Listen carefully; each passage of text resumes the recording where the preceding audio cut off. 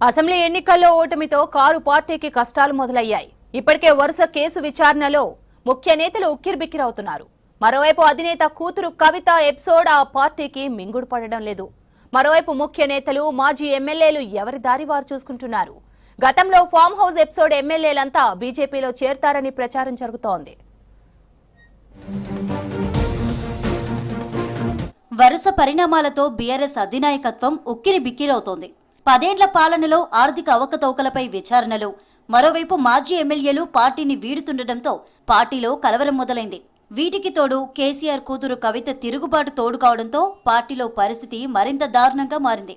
ఆ పార్టీకి నలువైపులా ఉచ్చు బిగుస్తుంది.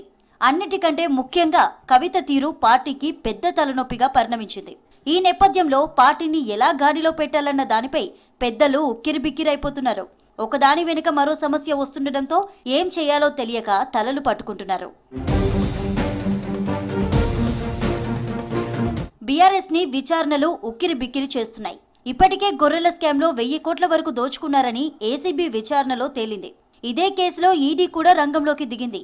బీఆర్ఎస్ హయాంలో పశుసంవర్ధక శాఖ మంత్రిగా పనిచేసిన తలసానిపైన ఆరోపణలు వచ్చాయి. ఆయన ఓఎస్డీ కళ్యాణ్ ఇంట్లో ఇప్పటికే ఈడీ సోదాలు నిర్వహించి భారీగా అక్రమాలకు పాల్పడినట్టుగా గుర్తించింది. ఇటు ఫార్ములా ఈ రేస్ కేసులో నేరుగా ఆ పార్టీ వర్కింగ్ ప్రెసిడెంట్ కేటీఆర్కే ఉచ్చు బిగుసుకుంది. రేసు నిర్వహణకు సంబంధించి 55 కోట్లను ఆర్థిక శాఖ, ఆర్బీఐల అనుమతి లేకుండా విదేశీ సంస్థకు నిధులు చెల్లించారన్న ఆరోపణలను ఎదుర్కొంటున్నారు. దీనిపై ఇప్పటికే కేటీఆర్ను ఏసీబీ 2 సార్లు విచారించింది. ఈ ఏడాది జనవరి 9న ఒకసారి, జూన్ 16న మరోసారి విచారించింది. మళ్లీ పిలుస్తామని చెప్పింది. ఇక బీఆర్ఎస్ కు ఫోన్ ట్యాపింగ్ కేసు మరో పెద్ద సవాల్గా మారింది. ఇప్పటికే ఫోన్ ట్యాపింగ్ లో కీలకంగా వ్యవహరించిన అధికారులను సిట్ విచారిస్తుంది. ఈ వ్యవహారంలో కేసీఆర్ వైపే అన్ని వేళ్లు చూపిస్తున్నాయి. బాస్ చెప్పినట్టే చేశామని అధికారులు కుండబద్దలు కొట్టారు. ప్రజాప్రతినిధుల ఫోన్లనే కాకుండా భార్యాభర్తల మధ్య జరిగిన సంభాషణలను దొంగచాటుగా విన్నారన్న ఆరోపణలు అప్పటి ప్రభుత్వ పెద్దలపై ఉన్నాయి. విద్యుత్ కొనుగోళ్ల అక్రమాల్లోనూ కేసీఆర్ పాత్ర ఉన్నట్టు పవర్ జ్యుడిషియల్ కమిషన్ నివేదిక తేల్చింది. నిరుడు మార్చిలోనే ప్రభుత్వానికి ఆ కమిషన్ నివేదిక చేరింది. 3000 కోట్లకు పైగా రాష్ట్ర ఖజానాపై అదనపు భారం పడినట్టు కమిషన్ నివేదిక వెల్లడించింది. ఛత్తీస్గఢ్ నుంచి అధిక ధరకు కరెంటును కొనుగోలు చేయడం వల్ల అది ఖజానాపై ప్రభావం చూపిందని చెప్పింది. వాస్తవానికి పవర్ కమిషన్ విచారణకు రావాల్సిందిగా కేసీఆర్ కు నోటీసులు ఇచ్చినా ఆయన అటెండ్ కాలేదు.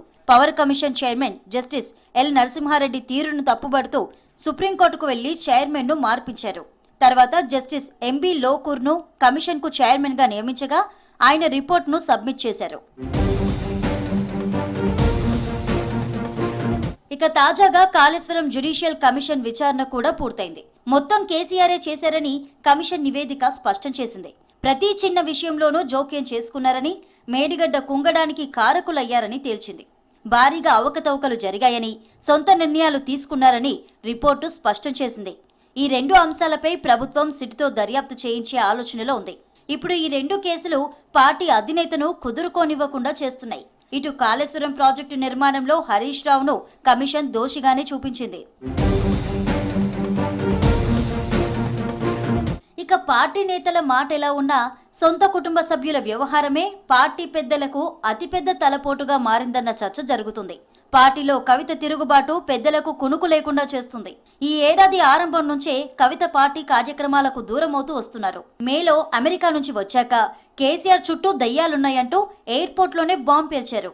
బీజేపీలో బీఆర్ఎస్ ను విలీనం చేసేందుకు కుట్రలు చేశారంటూ కేటీఆర్, హరీష్ రావును ఉద్దేశించి ఆమె చిట్చాట్లో చెప్పుకొచ్చారు. అంతేకాదు ఇంటి ఆడబిడ్డనని కూడా చూడకుండా తనపై వ్యక్తిగత విమర్శలు చేయిస్తున్నారంటూ చెప్పుకొచ్చారు. ఇక ఇవి చాలవన్నట్టు తాజాగా తనపై పార్టీకి చెందిన ఓ పెద్ద నేత కుట్ర చేస్తున్నారంటూ మరో బాంబు పేల్చారు.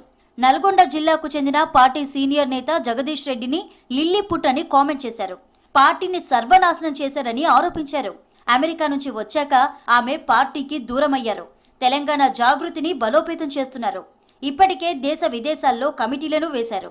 బీసీ రిజర్వేషన్లపై ఒంటరి పోరాటం చేస్తున్నారు. సింగరేణి బొగ్గుగని కార్మిక సంఘంలో సొంత బలగాన్ని ఏర్పాటు చేసుకున్నారు.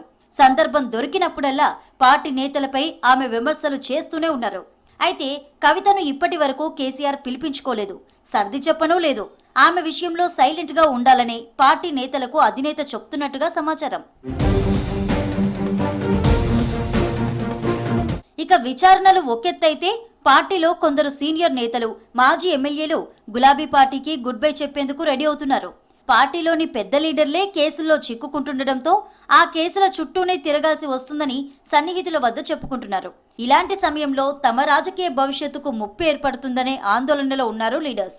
ఇప్పటికే మాజీ ఎమ్మెల్యే గువ్వల పార్టీకి రాజీనామా చేశారు. ఇక మరో 10 మంది మాజీ ఎమ్మెల్యేలు కూడా బీజేపీ గూటికి చేరేందుకు రెడీ అవుతున్నట్టు సమాచారం.